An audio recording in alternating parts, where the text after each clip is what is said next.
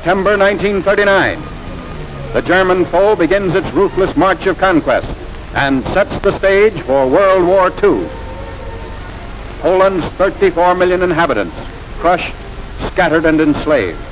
Tens of thousands of square miles of territory shrink before the movement of lightning-armored columns. Poland and the world learn the meaning of a grim new word, Blitzkrieg. Here is shown the initiation of that phase of modern warfare.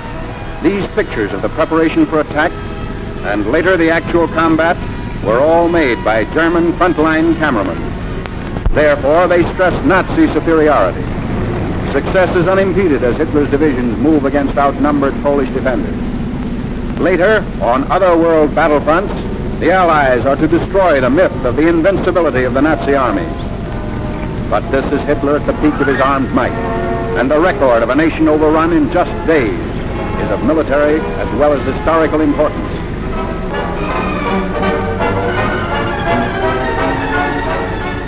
The spark is set off in the free city of Danzig. Nazi secret agents had long plotted the revolt against law and order. Germany called it liberation. The world knew that Danzig represented the ignition of the European powder keg, the excuse for Hitler's hordes to begin their destructive campaign of conquest. Here is the historic last stand of Danzig's loyal defenders. They're entrenched in the city's post office and under repeated fire of Nazi-trained militiamen.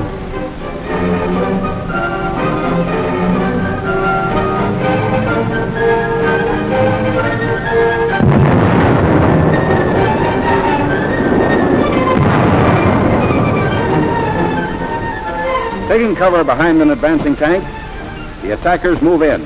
Gasoline is sprayed on the building, and its doom is sealed.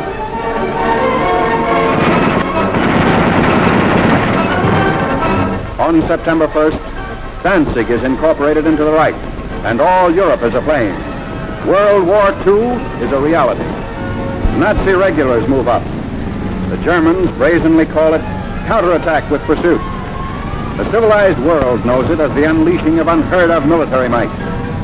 With little to stand in their way, the Nazi divisions roar across the Polish countryside and reveal for the first time the machines and weapons that are to terrorize a freedom-loving people. Military observers see the Nazi lightning warfare as setting the style for modern battle. Only a well-devised counter-blitz can stem the flanking and pincer movements of the wily Germans. The motorcycles bring up machine gunners for the opening of the attack.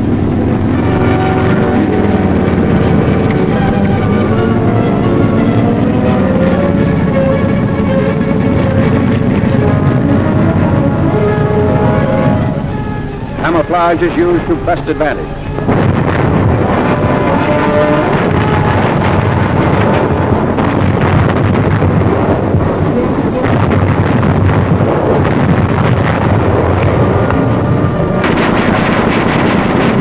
Tanks speed the advance as a Polish town is about to fall.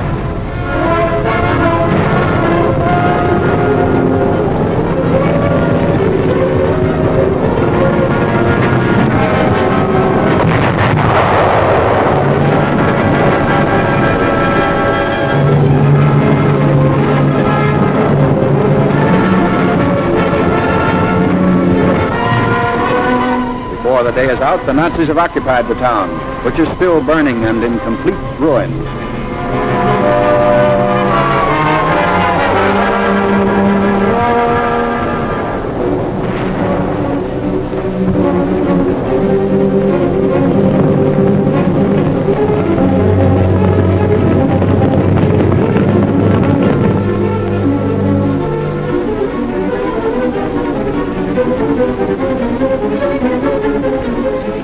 Wrecked equipment testifies to the Polish rout. There's no halt in the wrecked town. The military timetable calls for the rushing up of troops for more blitz attacks. The German strategy is to isolate Polish forces as quickly as possible. So the Nazi columns move according to prearranged schedule. 30 to 37 miles per day is the German claim.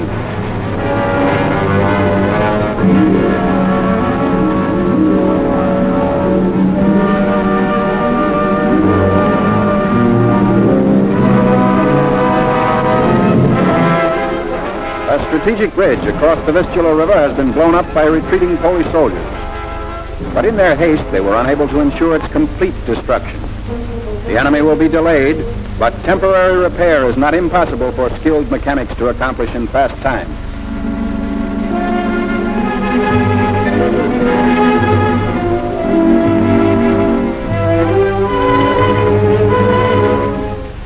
A German sapper detachment sent ahead of the fighting unit goes to work. These men are trained to construct emergency roads as well as bridges.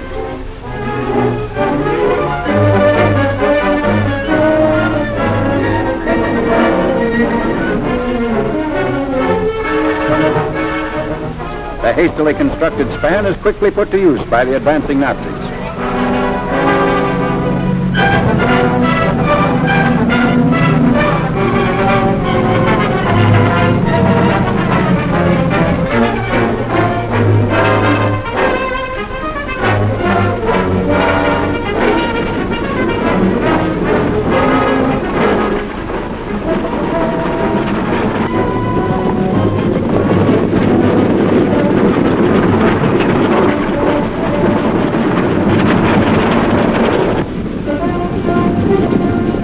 Many units don't even wait for the repairs. When bridges are scarce, shallow waters are forded.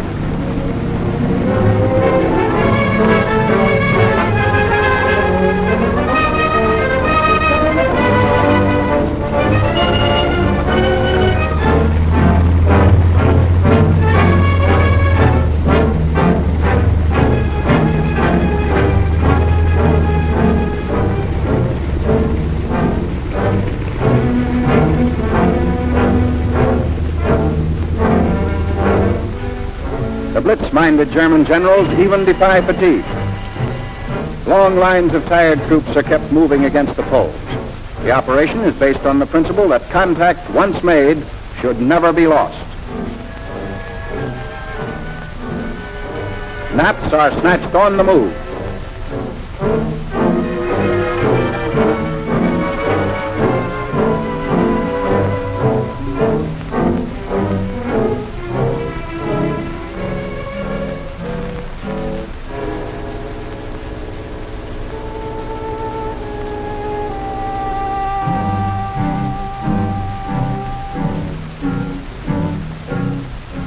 Complete halt comes only during the lull between battle movements.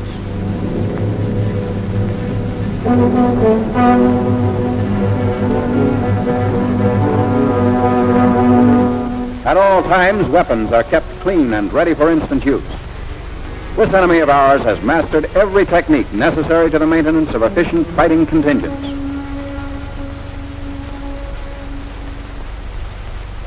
The Polish harbor of Gdynia. For the defense of this vital seaport, the Poles have sunk ships to block the entrance of German warships.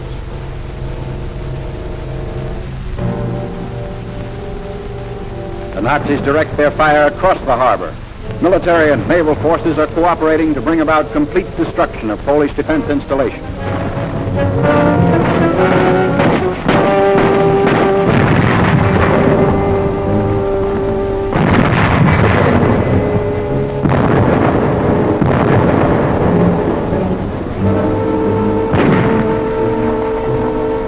After a thorough bombardment, the outnumbered garrison of Gdynia surrenders.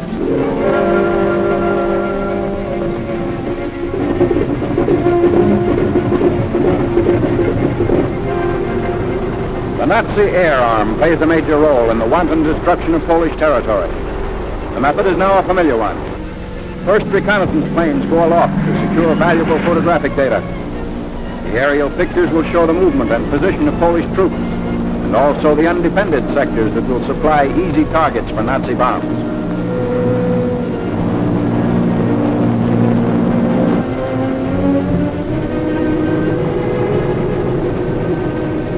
Immediately on landing, the valuable pictures are rushed to the field developing unit. Germans have stated that information thus revealed has formed the base for much of their decisive military operations in Poland.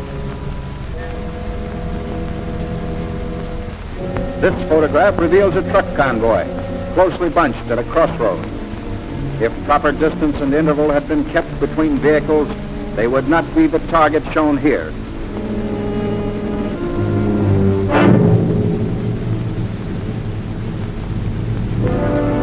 Ground and Air Force raids are worked out with greater unity through the use of the aerial photograph.